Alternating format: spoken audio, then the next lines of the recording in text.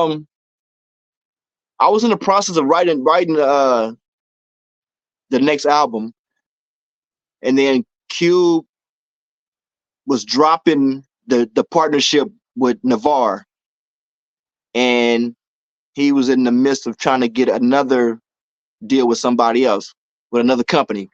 He had a meeting with Clive Davis. I went with him to that meeting. We went to the Beverly Hills Bungalow Hotels and had the meeting with Clive Davis. He was trying to hook up with Arista to be, have Arista be the big brother company with Lench Mob. And he kept telling me, K-Dee, hold off. We gonna, as soon as I get this deal, we gonna do our next album. Well, that deal never happened, and I had a situation with a guy that worked with Cube that we got into a fight, and then after that, it was kind of like downhill with me and Cube for some reason. I don't know why, but that was like pretty much the separation. That was Yeah. the K-Dee, that was K-Dee's exit, I guess you could say. Okay. Eventually, did you guys ever rekindle that, or is it still kind of okay? Nah. Okay. Throughout the 90s, you kept busy, though. I believe you worked with the Lench Mob on their album, Mac 10. Just a few short memories of working with the Lench Mob. What do you remember most about that project? Oh man, come on, them was my boys, man. So, doing that song Mellow Madness, man, it was, everybody want to shine, everybody want to be the best, so it was friendly competition. We was all in there trying to outdo each other on that song, man, which made it even more fun and more better, because we in there trying to get each other, like, let me hear your part, and we hear that, and then we hear Q voice, Q part, we like, man, you want to go back and go change yours, because Q come off, so. But yeah, it was friendly competition, man. I had fun with that Mellow Madness song, man. Yeah, then Mac 10, same thing, man. We that HOEK, me and Mac, that we had fun with that one too. Who else? Oh, Kausion. Kausion. Yeah, that doing. Cube. Cube picked me up one day, and he was like, "I want you to check out this group. I'm signing." Well, he already told me he was signing them, but when the album was done, he picked me up and he like, check the album out. It's done, or it's almost done, or whatever. So he played it for me. And at the end, he looked at me. He was like, well, "Man, what you think it need?" And me and my, me, I looked at, I told him, I said, me. And he started laughing. And the next thing you know, we doing Super Sperm. So I took my way onto that one. No doubt. I Like, believe we. bro, you ain't gonna leave me off this dope ass album. Yeah, Caution album was dope as fuck, bro. You ain't finna leave me off this album, man. Right. We lost Gonzo a few years ago. What do you remember most about that, brother? Bruh. That little dude was hungry, man. That was my little dude, man. He was hungry. He was a beast. He was real outspoken. The other two members were kind of quiet. Sale and Kato, they were kind of quiet. Gonzo was outspoken. Gonzo didn't bite his tongue.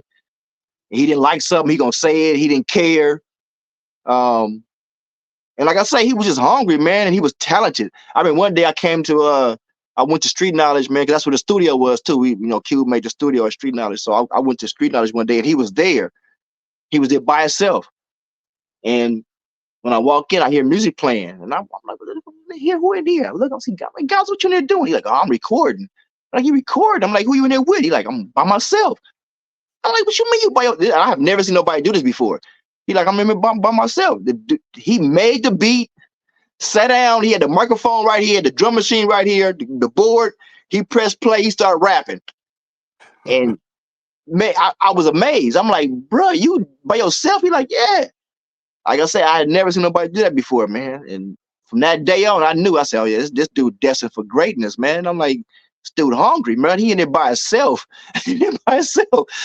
recording a song, sitting down. I never recorded a song sitting down. When I'm recording, I'm standing up, getting into it. This dude sitting down, and the shit was fire. I'm like, whoa."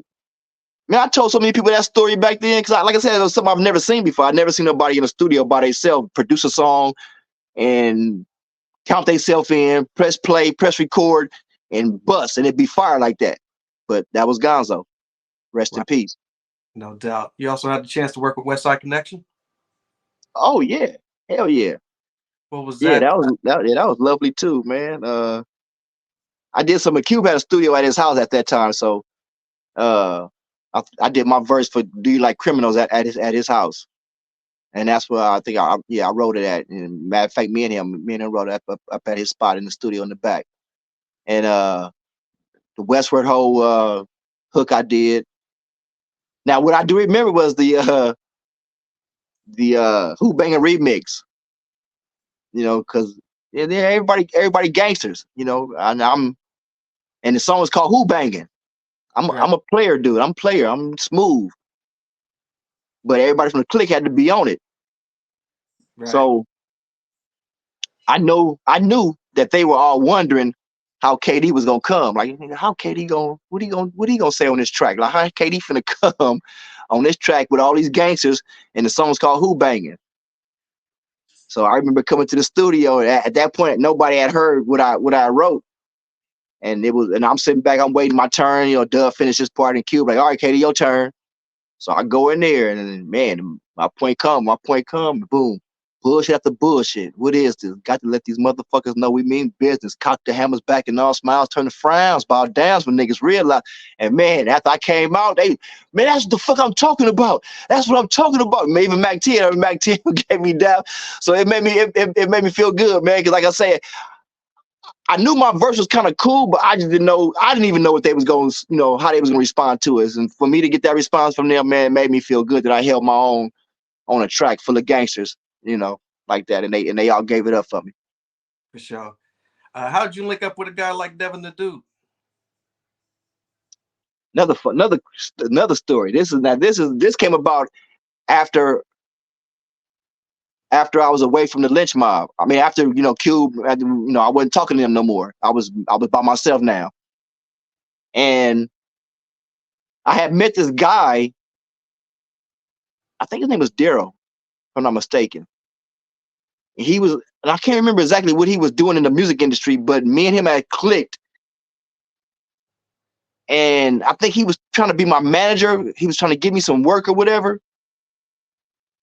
And he got wind.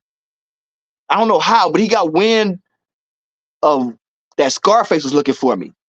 I forgot. I don't know how he got wind of that, but he got wind. He hit me and told me, like, man, K-Dee, Scarface looking for you. I'm like, what? Like, Scarface? Why Scarface looking for me? He like, Scarface was calling street knowledge looking for you.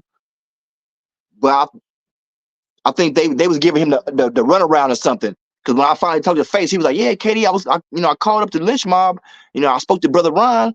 But and I told him I was looking for you, and I'm like, bro, I never got no message. So I'm guessing they was holding it from me. I guess they was on a fuck K-Dee shit and didn't want to give it to me. But thank God, it got back to my dude Daryl, and Daryl got the message to me, and I hooked up with Face, and shit, Face flew me out to Houston, man, for like a week, and shit, that shit went down, bro. That was a lovely experience, man, to get out there and mesh with them like that, man, because their whole operation was lovely, bro. To get in the studio with them, to go out into the South to see how they operated, man, was lovely, man. It was different, bro, because I never seen nobody get out like the way they got down, man. They shit was. It was like a pressure cooker, bro. It was like a microwave. It was like in and out. One producer in there with they artists.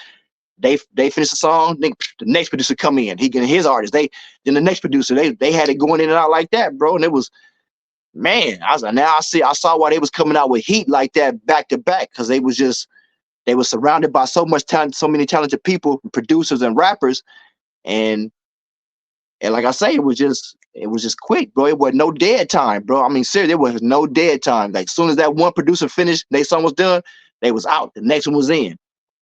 And that's how it is when I went there. When I got there, they got me from the hotel. I mean, from the airport, I went to the hotel, dropped my stuff. We went straight to the studio. And when I was there, I can't remember who was in there, but somebody was already producing. I mean, they was already doing a song. So I'm just waiting my turn. I'm just waiting in there, sitting around waiting. Face wasn't there yet. Devin was there, but Face wasn't there.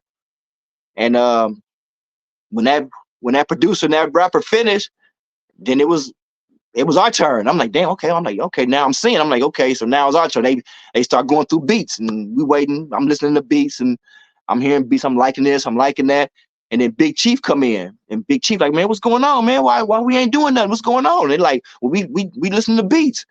And Big Chief look at me like, K-Dee, you hear anything you like? I'm like, yeah, man, I like that one beat that was before that one. And he like, man, put that beat on. Big Chief come and get it cracking. He like, put that beat on. We finna do that one. K-Dee like that beat. We finna do that one. He like, man, K-Dee, you drink, man? I'm like, yeah, some Hennessy, man. He put out money. He tell the dude, hey, man, go to the store, man, get Hennessy, man, get some tequila, man, get woo. He go get the drink, and then they order food, and then they say, I know Face come, and when Face come, he hear the song, he like, oh yeah, okay. Then and we did 2 songs. So the next song coming, and Face, he get on it, he do his little part on it, he talk on it, and bro, it was just, bro, man, I'll never forget that, man. They showed me so much love in H-Town, man. I had a good time, bro. I really did, bro. It was lovely. Right. Very dope to hear that.